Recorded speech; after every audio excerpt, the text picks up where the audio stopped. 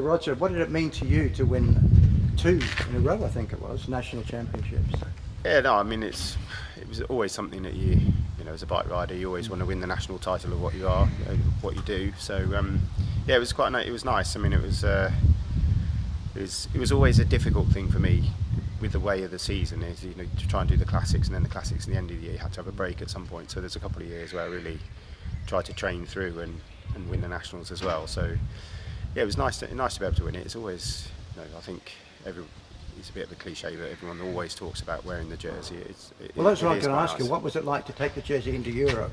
Yeah, no, it's lovely. Yeah, I mean, it was really good, and you know, it was a sort of a defining part of my career, wearing that national championships in Roubaix in 2004, where, you know, in breakaway. So people still talk to me about that now. Podium that year, was it? Yeah, I came third in, you know, as national champion. So it was always, you know, it's something you wear with pride. I always loved it. I always trained in the winter to win the cross nationals because it was, you know, I always wanted to have, you know, it's something to aspire and aim to earn. And I don't think however sort of far in the sport or not far in the sport, it's still something that everybody that races, you know, aspires to win. And I don't think any of us ever took it for granted. It was always something that we wanted. You'd had to work hard for it. It was never easy to win.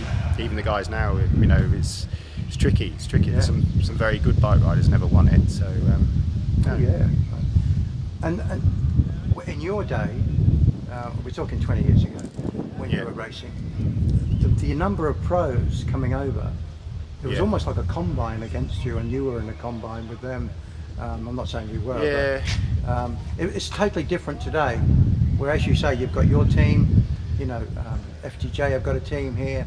You know, there's so many World Tour riders coming to this race. Yeah, I think that's the difference. You talk about in my day, you know, when I was over there, at one point there was only me and Chris Boardman in Europe. Yeah. So it was you know, less people coming back, I guess. So it was hard to have a team coming back if you're, you know, the first 2 years or first 4 years as a professional, I was the only non-Flemish speaking rider. So in my team. So, you know, you just did what you could out of what you did, and of course that was why it was hard to win nationals, because you come home, it'd be a completely different style of racing, firstly, and secondly it would be you know, you'd be racing against 13 people, not in one team, rather than, you know, one-on-one, which, you know, and those teams are pretty well drilled. You've got a target on your back. Yeah, that's it. And fair enough. You know, there's a lot of riders get sort of frustrated by it, but you know, my thing is if I put myself in their shoes, I'd do the same thing. So don't get frustrated with it and just use it against those guys. You know, it's, if you can draw them into your own bike race, you can draw them into your bike race, and then you're in the front foot.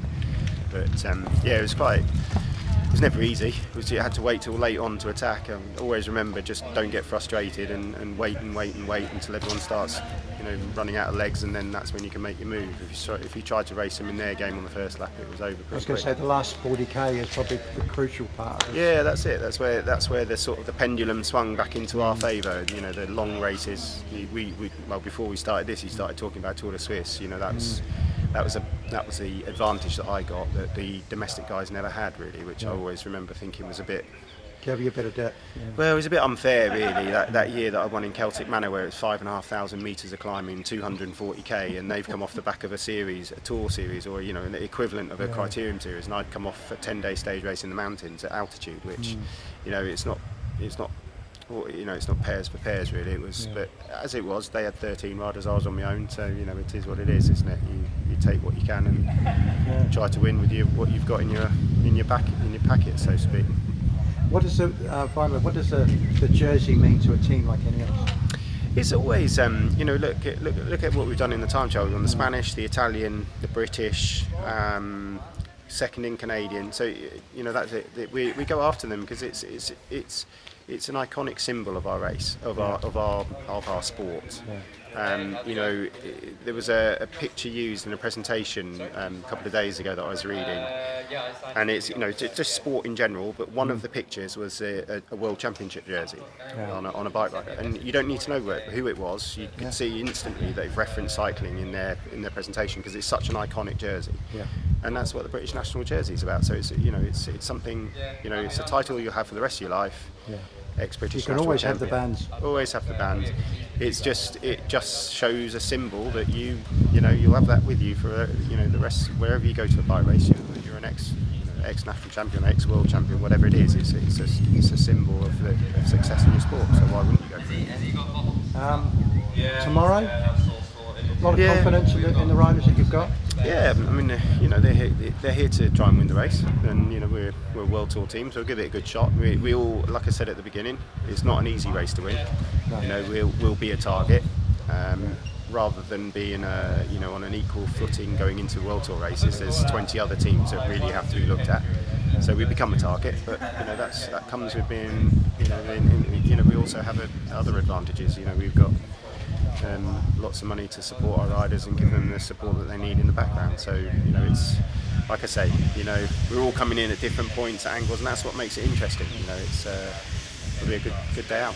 Well, there'll be a lot of people knowing you. Your role now within Ineos as a DS. What sort of races have you got coming up? All sorts. I mean, my next race after this. I'm going to Wallonia in Belgium. Right. So a nice little. Is that the one that Ross Downing won? Yeah, Ross Downing won it in the past. Nice little stage race in Belgium, Wallonia region, obviously, and then I'll come back for the second half of the year with Tour of Britain and different races. So back in Britain for a few races. Yeah, Look forward to seeing you there. Yeah. Right, good luck tomorrow.